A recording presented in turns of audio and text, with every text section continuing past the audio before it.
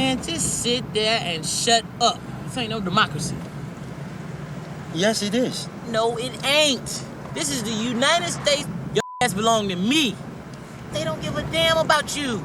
They don't like you. I don't like you. Nobody likes you.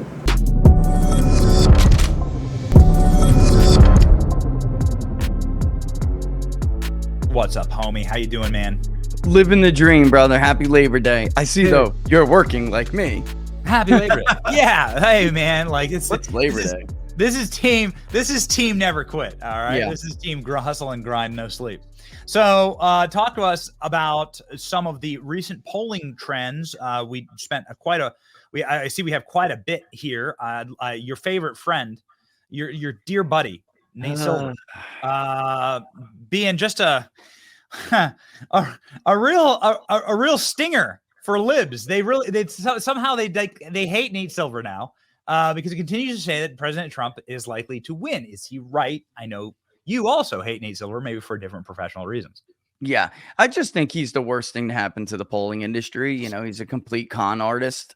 He's not a modeler, like he's just a poll observer. If you watch Inside the Numbers, you can do what Nate Silver does. You know, I mean, look at the polls, and that's about it. But basically, yeah, he's going to go back and forth like this, Benny, because he unskews polls. So, like, which is hilarious because he mocks the unskew the poll movement. But you know, Rasmussen, they'll have Trump up by 3. He'll adjust it to like Harris +1 because he says Rasmussen has a house bias. However, you can completely blow Wisconsin by 17 points and he'll give you an A+ and tell you that, you know, you're spot on.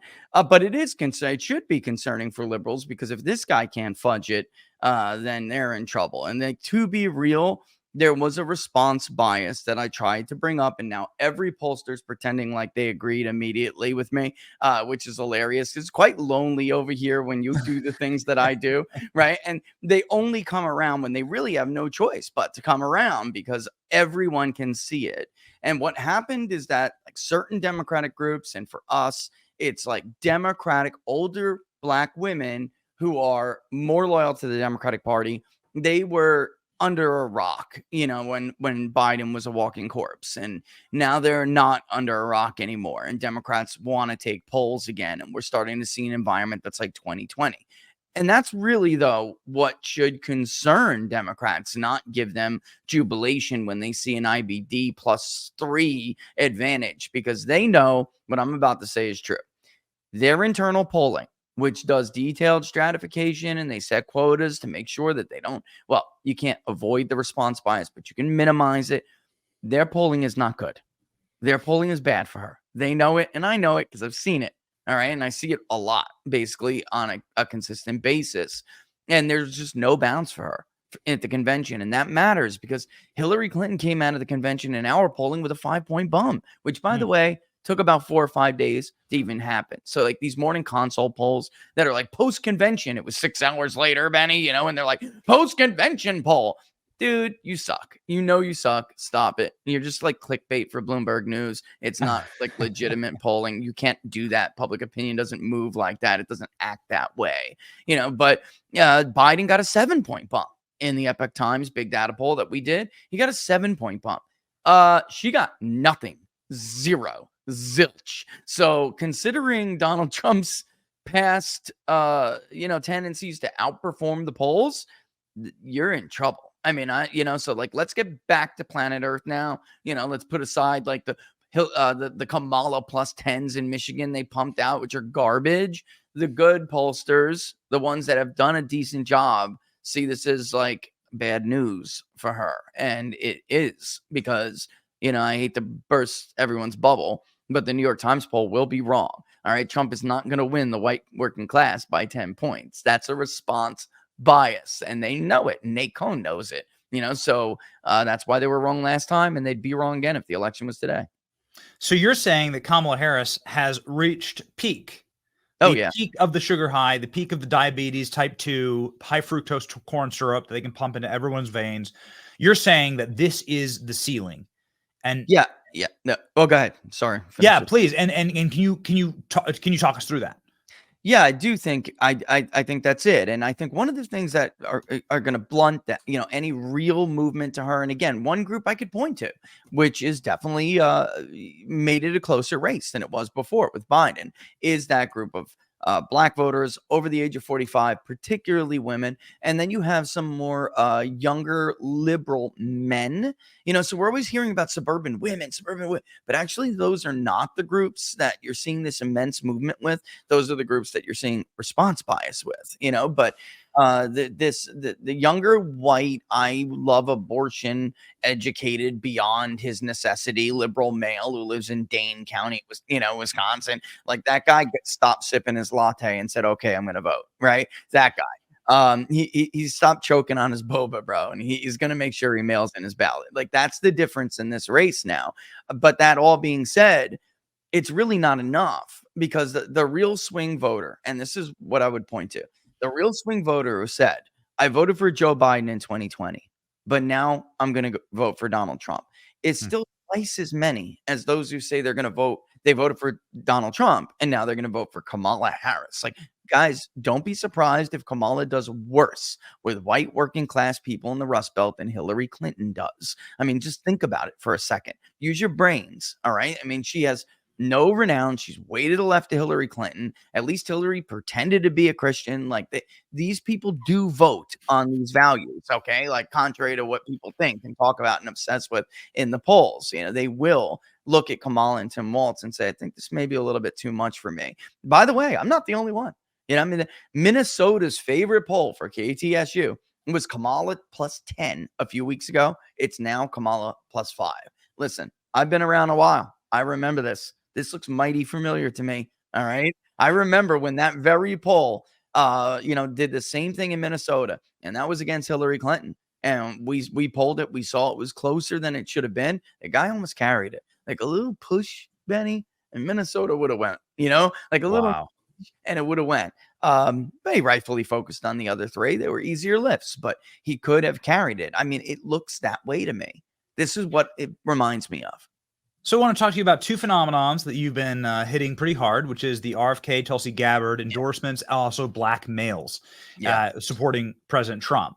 That bounce that we saw materialize for the past year, where Donald Trump is overperforming with black males, particularly younger blacks, that hasn't really, but that is stubborn, and that's sticking with Trump. Kamala hasn't changed that, despite all the cringe outreach that she's done. And the RFK bounce, is that real? Is there such a thing as an RFK bounce? Can you talk us through those two phenomena? I'm going to, on the RFK issue, and here, well, actually, let's start with the black vote since it's up. This is now. This is recent. This poll will be out soon. Of course, this is like raw, which is actually typically more Democratic. This is the overall black vote. Now, this is an improvement, and I have been telling people for months, yes, Trump is doing better with the black vote against Joe Biden. I think it's a little high, and I think it's going to be, like, in the polling, I think it's a little high, and it'll be on the lower end of the sampling era. This looks a lot more believable to me, and I'm going to tell you why. Black women did go in large part move back to Kamala, and Trump is still doing better with them than he did in 2020 and 2016. But black men didn't budge at all. And all those other polls out there that show that he's like down in the low single digits now, they did this last time. They didn't, and I'm telling you, they're going to be wrong. I guarantee you, if they released the difference between male and female, and we saw the age groups, they're overstating females. They're overstating the females who want to take polls, which are a certain age and above. And that's why they were wrong before, and that's why they'll be wrong again. But this is a healthy sample. You can't really see the number there, but this is 500 plus interviews with just black voters alone, not 200, not 150 like you see in media polls. Yeah, there it is. That's 524 interviews with just black voters alone. And if you look at females, he's a little bit above, 12, about 12%, which is down from where it was against Biden. But among black men, he didn't move at all. And that's because, honestly, and it's not to sound mean, I'm not trying to be mean. It's just I'm a numbers guy, and sometimes numbers sound cruel. The older they are, the more loyal they are to the Democratic Party. But you know what happens to old people over the period of 4 and 8 years? Benny, they die. All right. I mean, that's what happens. Yesterday's super senior black voter who was a super loyal Democrat, because in their mind, they still have the civil rights era is their context. It's their construct that they look at the world through. They're not going to be around forever. And in fact, many of them are gone from 2016, right? So, and the same thing is true of any voter, white voter, Hispanic voter. So things change, time moves on. It's like we have this fake impression that black voters are going to be 100 to or 98 to forever. Well, that's not going to happen. There are new people who enter the electorate. They don't have the civil rights mindset. And there's what we refer to as like a cascading effect. You'll see a little trend as time goes on, and then eventually the floodgates will open. That's what happens. That's how trends work. And it's because it's very easy to shame a younger black male who may be thinking about voting for Donald Trump if the shame is like 10-1. But it gets harder when it's 8-1, and it gets real hard when it's 6-1, which is the environment we're in now, where they just don't really care what their aunties think anymore, or they just won't talk about it with them, but they're going to go in there and they're going to vote, and they'll tell a pollster, nah, I'm going to vote for Trump this time. And actually, in our polling consistently, black voters have been among the highest likelihood to say they made a mistake from 2020. So among voters who did vote in 20, they're real honest, and they're like, look, I blew it, man. I was doing better. And it's about the money. It's about the economy, and it's also about immigration. They feel like that they feel like their community has been loyal to the Democratic Party for many, many, many, many years. And yet they're being treated like second-class citizens compared to illegal immigrants. And their schools are being filled up. Their neighborhoods are being filled up. And it's like, what about me? Only it's very justified. What about them? What about it? So you're saying that based on your data that Donald Trump could pull over close to 30% of the black vote. I think when you look at the undecided, that's the undecided. So of those 10% that told us they were undecided, that's what happens when you lean them and you say, look, if you had to decide today, if I was like forcing you to make a decision, who are you going to go for? And Trump takes it's a smaller sample, of course, but it's not like she's running away with every single undecided. She's not. So I think it is very well within reason that Donald Trump will get a low end of like 15-16% of the black vote and a high end of a little over 20. How's that compare with 2016 and 2020?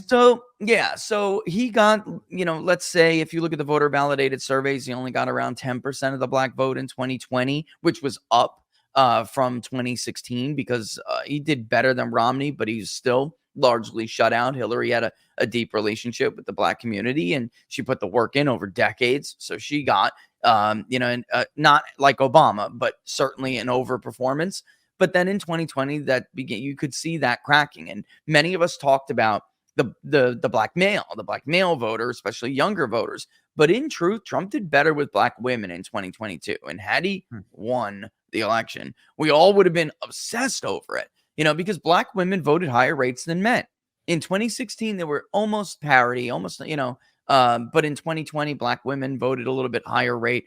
And so, obviously that'll skew the final margin if you don't do as well, or if you don't budge at all, but he did. And he did do better with black women. So he was able to tick up. And just so people understand, I'm not one to overstate the black vote, Benny. Like that is not this poll. All right. Like we had him at 12%. He got like 10%. Like we don't overstate Republican support with minorities. It's not our trend anyway. It's not our track record. So is the RFK and Tulsi endorsements, are you able to see that in the data? Are you able to see anything tightening up or shifting given those endorsements? So without a doubt, we knew, as many people did, that this was coming. So as the convention was going on, we just dropped a couple of series of questions into the poll about that, that impact. And of those who told us that they were going to vote for Robert Kennedy, we would follow up and say, look, if Robert Kennedy was out of the race tomorrow, where would you go? And these are the numbers. So just over 40%, about 42% organically said Donald Trump, and that's it. That is my top second choice. What's interesting is Kamala got like a quarter, but that was it. That was about it. And then when we pushed the people who said that they were going to vote for somebody else, or and the reason why it says maybe Trump is because when they said someone else, we asked them, What if Robert Kennedy endorsed Donald Trump and ended up supporting him? Then that 15.2% said, okay, then yeah, I can get on board with that. So he's already up to almost 60% of Kennedy's vote when you combine those. The other 12, it's not that they're not wouldn't vote for Trump. It's just that we identified them as most likely to just stay home. They wouldn't vote at all. But that's game changing. So if you look at a state like Arizona and you look at where Kennedy is and was in Arizona, that number, when you look at those numbers combined, you're talking about over 40,000 votes. I mean, that's the ball game in the state of Arizona in 2020. That's the ball game, folks. In Pennsylvania, he was decidedly hurting Donald Trump. I had been for months and months and months polling the state and trying to explain to people who still thought just because he was a Democrat, he was going to hurt Biden or the Democratic nominee. That is not the case. He wasn't taking the wino Valium suburban educated mom from like Delco or Montgomery. Like, that's not who he's appealing to. He was appealing to working class, the remnants of the Obama coalition that were white working class and other Democratic Party that don't like the direction the Democratic Party went. However, they're not ready to move over to the Republican Party yet. But if you took him off the ballot, Trump is different. They don't really see him as the Republican Party. So like he'd still get 40% of them and they may not vote for the Republican down ballot. But he would get, and that's why you could just simply go to the RCP average, folks, and look at the 5-way, the 6-way. And Harris was doing better in that than she was in the head-to-head. That's because these voters have nowhere to go when you're conducting a poll. You can't, most people aren't giving them the option of saying, I'll stay home. They're making them decide. And when you make them decide, they go with Trump. And it gives an advantage to Trump. And he was doing better in the head-to-head than he was in the crowded ballot. So Minnesota is another state where, without a doubt, he was hurting Donald Trump. So, yeah, I mean, look, you could see it right there, 6.3%. That's actually a little bit lower than where we had Kennedy in Arizona, or a state like Arizona and Nevada. Both, actually, he was around like 8. And when we leaned people, he was just under 10. So, that again, in Nevada, that's the ball game, folks. That is the ball game.